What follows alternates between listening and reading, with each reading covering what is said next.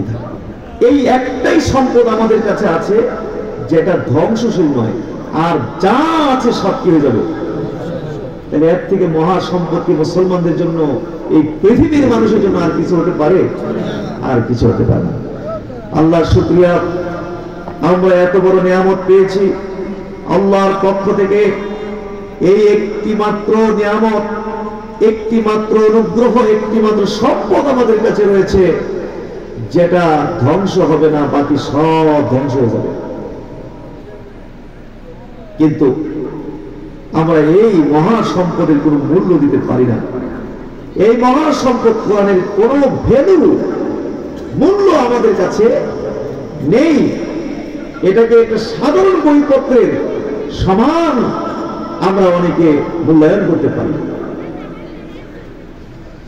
কোরআনে কারীম থেকে আমরা দূরে সরে গেছি, কোরআনকে আমরা দূরে সরিয়ে দিয়েছি, কোরআনে কারীমকে আমরা বর্জন করেছি, পরিত্যাগ করেছি। মাহফিলে তো ভালো ভালো মানুষটাই আসে সাধারণত। এই এলাকার সবচেয়ে ভালো মানুষগুলো এই মুহূর্তে আমার সামনে মাহফিলে আছে, কি বলেন ঠিক না? এত ভালো মানুষ আমরা, এরপরও খোঁজ দিলে দেখা যাবে যে এক সপ্তাহের মধ্যে কোরআনে কারীমকে সামনে রেখে যে একটা ছোট্ট সূরা তেলাওয়াত করিনি, এই ধরনের বহু লোক এই ভালো মানুষগুলোর মধ্যে পাওয়া যাবে কিনা? এক মাসের মধ্যে কোরআনে কারীমকে খুলে তেলাওয়াত করেননি, এক বছরের মধ্যে কোরআন কারীমকে একটি স্পর্শ করে দেখেননি, এইরকম লোক এই মাহফিলে থাকতে পারি কিনা? তাই কোরআনকে তো আমরা দূরে সরিয়ে দিয়েছি, কি বলেন ঠিক না? এটাকে বর্জন করেছি, আমরা এটাকে পরিত্যাগ করেছি। হাজরিন, অল্প কয়েকটি নেগেটিভ কথা একটু শুনতে হবে। সব সময় আমরা শুধু পজিটিভ শুনতে ভালোবাসি এবং সবসময় আমরা পজিটিভ শুনি। আমাদের নবী রহমাতুল লিল আলামিন, আমাদের নবী দয়ালু নবী। ওমা আরসালনাকা ইল্লা রাহমাতাল লিল আলামিন। কি পরিমাণ যে উম্মতের প্রতি আমাদের নবী দয়ালু হবেন, এটা 1.5 ঘন্টার বক্তব্য, ভাষায় প্রকাশ করা যাবে না যে এত বেশি দয়ালু হবেন আমাদের নবী তার উম্মতের প্রতি। কিন্তু এই দয়ালু নবী আবার উম্মতের বিরুদ্ধে তিনি আবার মামলাও করবেন। সবসময় খালি পজিটিভ শুনলে হবে না।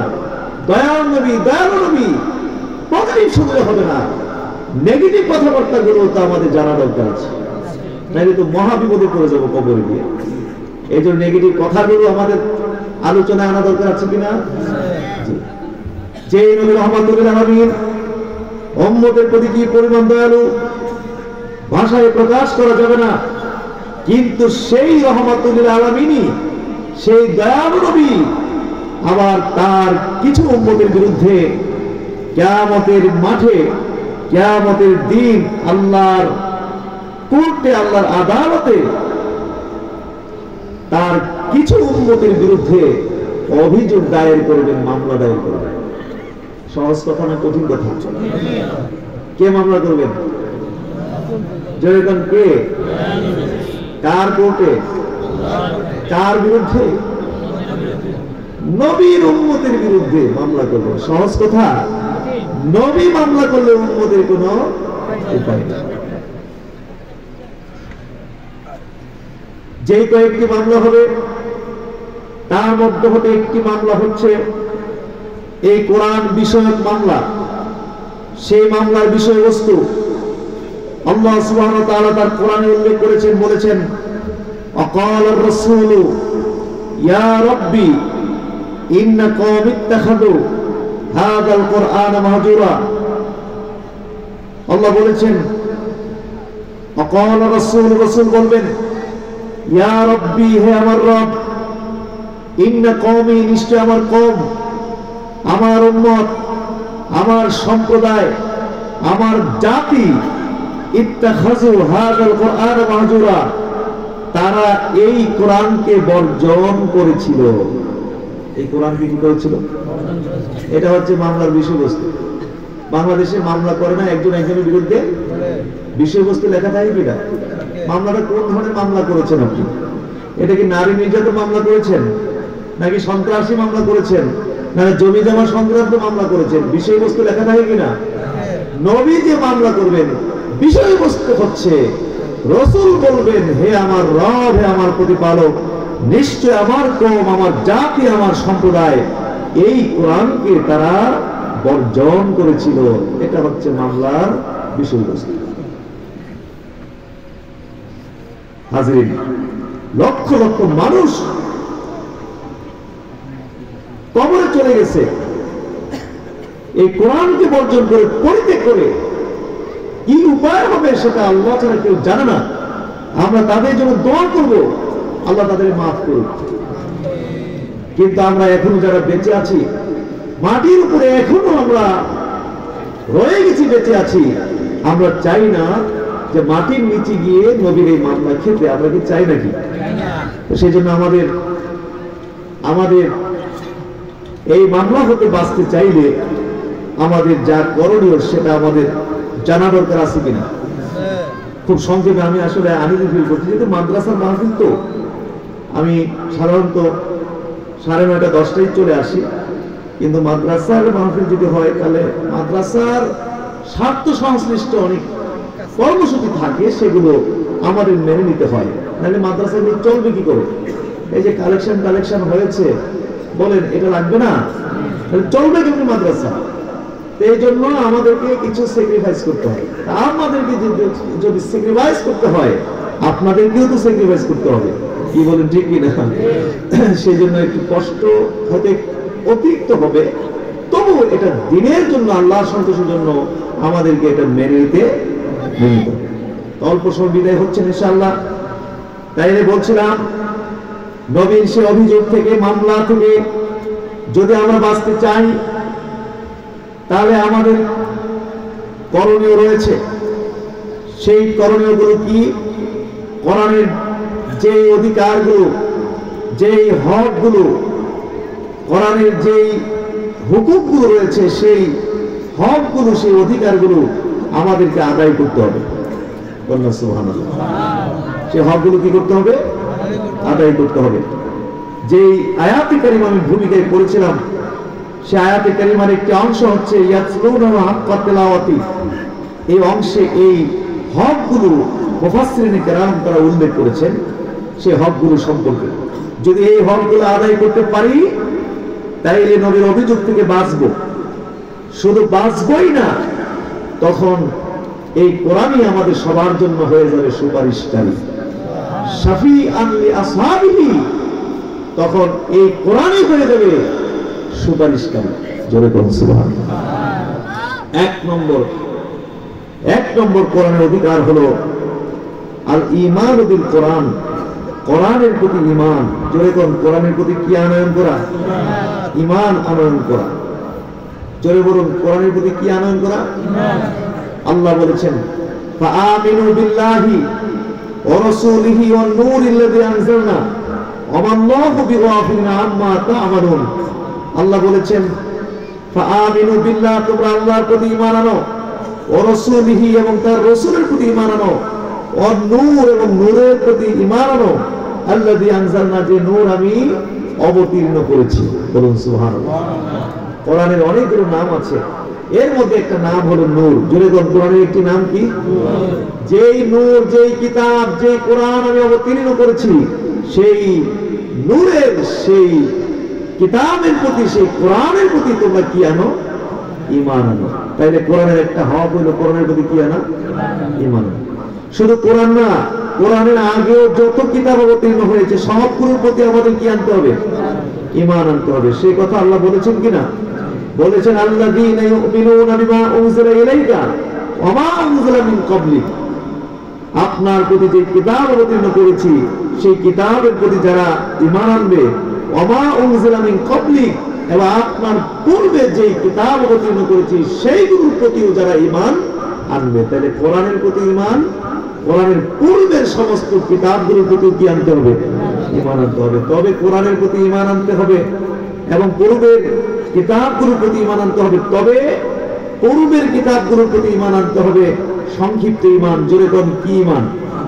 সংক্ষিপ্ত ঈমান। এটা কিরকম? যে আল্লাহ তাআলা যত কিতাব অবতীর্ণ করছেন সবগুলোর প্রতি আমি ঈমান আনলাম, সংক্ষেপ ঈমান। সুবহানাল্লাহ। আর কোরআনের প্রতি ঈমান আনতে হবে বিস্তারিত, একদম আলহামদু শব্দ থেকে নাস পর্যন্ত গোটা কোরআনের প্রতিটি শব্দের উপরে, প্রতিটি আয়াতের উপরে, প্রতিটি বিধানের উপরে আমাদেরকে ঈমান আনতে হবে। সুবহানাল্লাহ। শুধু একটি বিধানকে যদি অস্বীকার করেন মুমিন হওয়া যাবে না। যে গোটা কোরআনের প্রতি আমি ঈমান আনলাম, শুধুমাত্র কোরআনের মধ্যে যে হিজাবের কথা বলা হয়েছে, পর্দার কথা যে বলা হয়েছে, শুধু এই অংশটা আমি মানি না, বাকি সব মানি। সব গোটা কোরআনের প্রতি ঈমান এনেছি, শুধু এই হিজাবের উপর ঈমান আনতে পারলাম না। কন্যা দেখে মুমিন হতে পেরেছি? কোরআনের যে শাস্তির কথা বলা হয়েছে, চুরির শাস্তি কি, ডাকাতের শাস্তি কি, তারপরে সন্ত্রাসী শাস্তি কি, আপনি কি বলে যেন জেনা ব্যভিচারের শাস্তি কি, খুনের শাস্তি কি, মদ পানকারীর কি শাস্তি হবে, এই যে শাস্তি বর্ণনা বা দণ্ড বিধানের যে নীতিমালা কোরআনে বলা হয়েছে, শুধু এই জায়গাগুলো মানি না, বাকি গোটা কোরআনের প্রতি আমি ঈমান এনেছি। বলুন, ঈমানদার হওয়া যাবে? সব মানি, শুধু সম্পদ বন্টনের যে নীতিমালা আছে এটা মানি না। যে আপনি মরে যাবেন, আপনার সম্পদ তো পৃথিবীতে রেখে যাবেন, এই রেখে যাওয়ার সম্পত্তির মধ্যে আপনার স্ত্রী পাবে কতটুকু, কত অংশ পাবে, আপনার ছেলেরা কত অংশ, মেয়েরা কত অংশ, এই যে সম্পদ বন্টনের যে রোজ নীতিমালা কোরআনে বলেছেন, শুধু এই জায়গাটা মানি না, গোটা কোরআনকে আমি কোরআনের প্রতি ঈমান এনেছি। কোন দেখি মুমিন হওয়া যাবে? পরিপূর্ণভাবে কোরআনের প্রতি কি আনতে হবে? আমাদের ঈমান আনতে হবে। জোরে বলুন সুবহানাল্লাহ। আংশিক ঈমানদার হলে হবে না, আংশিক ঈমানদার হলে চলবে না। আল্লাহ সেটাও বলে দিয়েছেন, বলেছেন আফাতুমিনুনা বিবাদিল কিতাব ওয়া তাকফুরুনা বিবাদিন ফামা জাযাউ মান ইয়াফআলু যালিকা মিনকুম ইল্লা খিজুন ফিল হায়াতিদ দুনিয়া ওয়া ইয়াউমাল কিয়ামাতি ইউরাদ্দুনা ইলা আশাদ্দিল আযাব। সুবহানাল্লাহ। আল্লাহ বলছেন কি এখানে, যে তোমরা কিতাবের কিছু অংশ মানবে, ওয়া তাকফুরুনা বিবাদিন, আর কিছু অংশকে অস্বীকার করবে। অর্থাৎ কিছু তরিকা নেবে কোরআন থেকে, কিছু তরিকা নেবে কোথা থেকে? কোরআন থেকে। অর্থাৎ ফুরুন বাদিন, আর কিছু অংশ কোরআন থেকে না নিয়ে বিভিন্ন যেই তন্ত্র মন্ত্র রয়েছে, মতবাদ রয়েছে মানুষের তৈরি করা, যেমন গণতন্ত্র, সমাজতন্ত্র, জাতীয়তাবাদ, ধর্মনিরপেক্ষতা ইত্যাদি ইত্যাদি, যেই তন্ত্র মন্ত্র, যে সমস্ত মতবাদ রয়েছে, ওইখান থেকে কিছু তরিকা নেবে। আব্রাহাম লিঙ্কনের কাছ থেকে তরিকা নেবে, মাও সেতুং থেকে তরিকা নেবে, কার্ল মার্কস আর লেনিনের কাছ থেকে তরিকা নেবে। কিছু নিবে কোরআন থেকে, আর কিছু নিবে তরিকা ওদের কাছ থেকে। আল্লাহ বলে দিয়েছেন ফামা জাযাউ, আল্লাহ বলেছেন ফামান কানা কি আফাতুমিনুনা বিবাদিল কিতাব ওয়া তাকফুরুনা বিবাদিন ফামা জাযাউ মান ইয়াফআলু যালিকা মিনকুম, তোমাদের মধ্য থেকে যারা এটা করবে তাদের জন্য একমাত্র পুরস্কার হলো খিজিউন ফিল হায়াতিদ দুনিয়া, দুনিয়ার জীবনে অপমান, অপদস্থ। দুনিয়ার জীবনে কি? কোরআন থেকে কিছু নিবে, আর কিছু তরিকা নিবে তন্ত্র মন্ত্র থেকে। এইরকম যারা করবে তাদের জন্য এই পৃথিবীর জীবনে রয়েছে একমাত্র পুরস্কার হিসাবে অপমান, অপদস্থ। আবার আল্লাহ তাআলা এইখানে এতটুকু বলেই কিন্তু তিনি শেষ করলেন না, এখানে শেষ করে দিতেন তাইলেও চলতো। আমি কিছু কোরআন থেকে, কিছু তন্ত্র মন্ত্র থেকে তরিকা নিয়ে আমি না হয় মন্ত্রী হয়ে গেলাম, না হয় এমপি হয়ে গেলাম, মেম্বার চেয়ারম্যান হয়ে গেলাম, বিনিময়ে আমাকে নালে পিটালো, আমাকে মারলো, জেলে ঢুকালো, জুলুম করলো। কিছু পাইতে গেলে তো কিছু হারাইতে হয়, কিছু পাইতে গেলে কিছু কি করতে হবে? ঠিক আছে, এমপি মন্ত্রী হয়ে গেছি, বিনিময়ে না আমাকে পিটাক, মারো, জেলে ঢুকাক, অত্যাচার করুক, জুলুম করুক, মেনে নিলাম, এতে আমার ঠিক আছে কিছু পেয়েছি, এখন কিছু হারাবো। কিন্তু আল্লাহ তো এইখানেই শেষ করে দিলেন না, এরপর আবার বলে দিলেন কি, ওয়ায়াউমাল কিয়ামাতি ইউরাদ্দুনা ইলা শাদ্দিল আযাব, কিয়ামতের দিন তাকে কঠিন আযাবের মধ্যে নিক্ষেপ করা হবে। জোরে বলুন নাউযুবিল্লাহ। তাইলে মাটির উপরও লাথি খেতে হবে, আবার মাটির নিচেও লাথি রেডি আছে না নাই?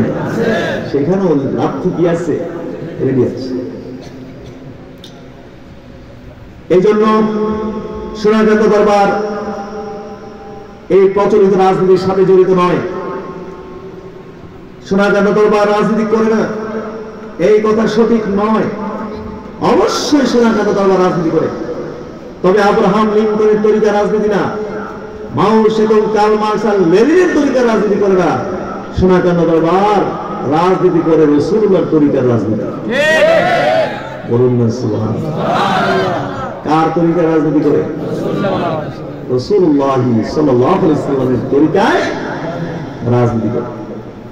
এই সমস্ত হারাম তরিকার রাজনীতি করে না। আল্লাহ স্পষ্ট করে দিয়েছেন, মাটির উপর লাথি খাইতে হবে, আবার মাটির নিচে গিয়ে কি খাইতে হবে? লাথি খাইতে হবে। যারা কোরআন দিয়ে কিছু নিবে আর কিছু তন্ত্র মন্ত্র দিয়ে কিছু তরিকা নিবে, তাদের এই পুরস্কার। জোরে বলুন নাউযুবিল্লাহ। এই আয়াতের বাস্তবতা এই পৃথিবীতে আছে না নাই? আছে। যতদিন মুসলমানরা শুধুমাত্র কোরআনের উপরে ছিলেন, ততদিন পর্যন্ত মুসলমানরা বীরের জাতি ছিলেন। সুবহানাল্লাহ। সারা পৃথিবীর কাফির মুশরিকরা মুসলমানদের ভয়ে থরথর করে কাঁপছে। আর যখনই মুসলমানরা এই কোরআন থেকে কিছু তরিকা নিল, এরপরে তন্ত্র মন্ত্র সেখান থেকে তরিকা গ্রহণ করা শুরু করলো, তখন থেকে মুসলমানরা বিরাটের জাতিতে পরিণত হয়েছে।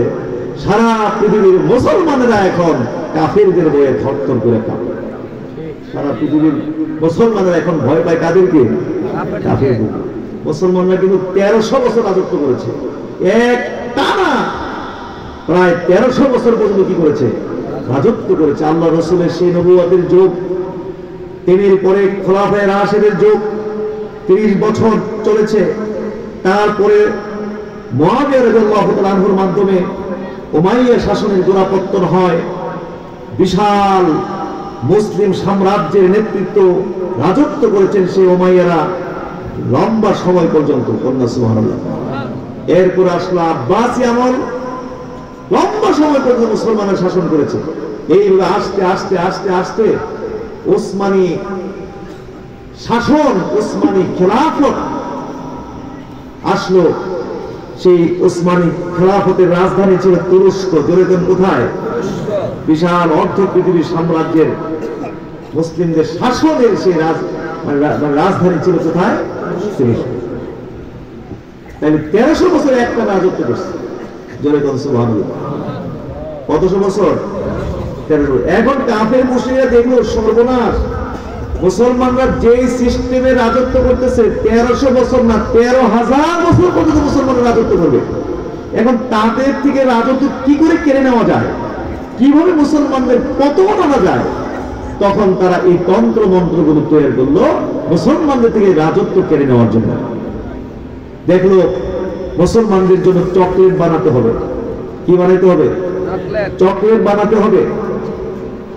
একটা বাচ্চাকে কোটি টাকা দামের বাড়ির দলিল যদি দেওয়া হয় আর পাশে যদি কিছু চকলেট রাখা হয়, বলুন তো বাচ্চা কি দলিল নিবে নাকি চকলেট নিবে? কাফের মুশরিকরা স্টাডি করেছে মুসলমানদেরকে নিয়ে যে মুসলমানরা মূলত চকলেটের পাগল। কিসের পাগল? এদের চিন্তা ফিকির গুলো ভাষা ভাষা, এদের মধ্যে আবেগ বেশি, এদের মধ্যে অযথা জজবা বেশি, এদের চিন্তা ফিকিরের মধ্যে কোনো গভীরতা নেই। সুতরাং এদেরকে কোটি টাকা দামের বাড়ির দলিল চেয়েও তাদের কাছে মূল্য হইল চকলেটের। কিসের? চকলেটের। তখন তারা এই চকলেট গুলো মুসলমানদের জন্য বানালো। যেমন গণতন্ত্র, সমাজতন্ত্র, জাতীয়তাবাদ, ধর্মনিরপেক্ষতাবাদ ইত্যাদি ইত্যাদি এই চকলেট গুলো বানালো। সর্বপ্রথম গিলল সে আতাতুল কামাল পাশা, বিশাল মুসলিম সাম্রাজ্যের যে রাজধানী তুরস্কের সেনা প্রধান, সে ক্ষমতায় গিয়ে কাফের মুশরিকদের তৈরি করা এই চকলেট গিলল। এরপরে সে কি করেছে না করেছে মোটামুটি অনেকের হয়তো জানা আছে, লম্বা কথা জানা আছে। গোটা মুসলিম জাহানকে টুকরা টুকরা করে ফেলা হলো। চলে তো নাউজুবিল্লাহ। এই মুসলমানদের পতন হয়ে গেল, মুসলমানদের রাজত্বের পতন হয়ে গেল। এখন সারা পৃথিবী এখন চলতেছে কাফেরদের নেতৃত্বে। জোরে কোন এখন চলতেছে কাদের নেতৃত্বে? 1300 বছর মুসলমানরা শাসন করেছে। 100 বা 200 বছর হবে এই মুসলমানদের পতন হয়ে এই রাজত্ব কাদের হাতে গেছে? কাফের মুশরিকদের, কাফেরদের হাতে চলে গেছে, সেই পশ্চিমাদের হাতে চলে গেছে। এখন সারা পৃথিবী ইসলাম বাদ দিয়ে সারা পৃথিবী তারা চালাচ্ছে ওই সমস্ত তাদের তৈরি করা যে গণতন্ত্র, জাতীয়তাবাদ, সমাজতন্ত্র ইত্যাদি তরিকা দিয়ে, মতবাদ দিয়ে তারা পৃথিবী শাসন করতেছে। কি বলেন ঠিক না? আমাদের বাংলাদেশে সেই শাসন আছে না নাই? গণতন্ত্র আছে না নাই? এই কাফেরদের তৈরি করা গণতন্ত্র দেখুন না মুসলমানদের মধ্যে কি বিভেদ সৃষ্টি করেছে। বিভেদ সৃষ্টি করে, দলাদলি সৃষ্টি করে, মুসলমানদের মধ্যে বিভক্তি সৃষ্টি করে, মুসলমানদের মধ্যে মারামারি সৃষ্টি করে, মুসলমানদেরকে দুর্বল করে শাসন এবং শোষণের যেই তন্ত্র, সেই তন্ত্রের নামই হইল গণতন্ত্র। নারে তাকবীর, নারে রিসালাত। দেখুন আজকে বাংলাদেশের মুসলমানরা কত দলে বিভক্ত হচ্ছে। কেউ করছে আওয়ামী লীগ, কেউ করছে বিএনপি, কেউ করছে জাতীয় পার্টি, কেউ জামাত ইসলাম, কেউ ইসলামী ঐক্যজোট, কেউ জাসদ বাসদ ইত্যাদি ইত্যাদি। অন্তত বাংলাদেশের মুসলমানরা 50টি দলে বিভক্ত হয়েছে। কত দলে বিভক্ত হয়েছে? কাফেরদের তৈরি করা এই তন্ত্র, এই গণতন্ত্র মুসলমানদেরকে কয়টা দলে বিভক্ত করেছে? অন্তত 50টি দলে বিভক্ত করেছে। এই দলের মুসলমানরা ওই দলের মুসলমানদেরকে সামনে পায়, সমানে পিটায়, মারে, কাটে। ওই দলের মুসলমান যদি এই দলের মুসলমানকে পায়, যেখানে পায় পিটে, মারে, জেলে ভরে, হ্যাঁ আপনার ফাঁসি দেয়, বিভিন্ন কিছু করছে। কি করছে না? এই যে আপনি ফেসবুক ইউটিউব দেখেন না, এখনই দেখেন, এখনই টিপ দিয়ে দেখেন ঢাকায় কি চলতেছে। একজন মুসলমানকে অন্তত 500 মুসলমান মনে হয় যেন কুকুর একটি কুকুরকে 10টি কুকুর যেরকম চিড়ে ফেলতে চায়। দেখুন ফেসবুক ইউটিউবের মধ্যে ঢাকায় একজন মুসলমানকে অন্তত 500 মুসলমান যেন একদম টেনে চিড়ে ফেলবে। টেনে কি করে ফেলবে? কাফের মুশরিকরা মুসলমানদেরকে কি ফাড়া বাঁশের চিপার মধ্যে ফেলাইছে, চিন্তা করে দিন।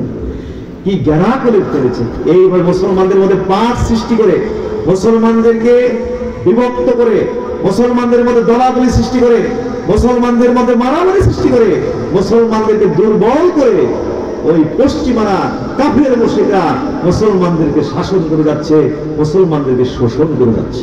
জোরে বলুন নাউজুবিল্লাহ। এই জন্য সোনাগাদা দরবার এই হারাম তরিকার এই সমস্ত কাফের মুশরিকদের তৈরি করা এই সমস্ত তথাকথিত রাজনীতির সাথে জড়িত নয়। সোনাকান্দা দরবার অবশ্যই রাজনীতি করে, তবে আব্রাহাম লিঙ্কনের তরিকার রাজনীতি না, মাও সেতুন, কার্ল মার্কস আর লেনিনের তরিকার রাজনীতি নয়। সোনাকান্দা দরবার শরীফ রাজনীতি করে রাসূলুল্লাহর তরিকার রাজনীতি। সুবহানাল্লাহ। জোরে বলুন কার তরিকার রাজনীতি?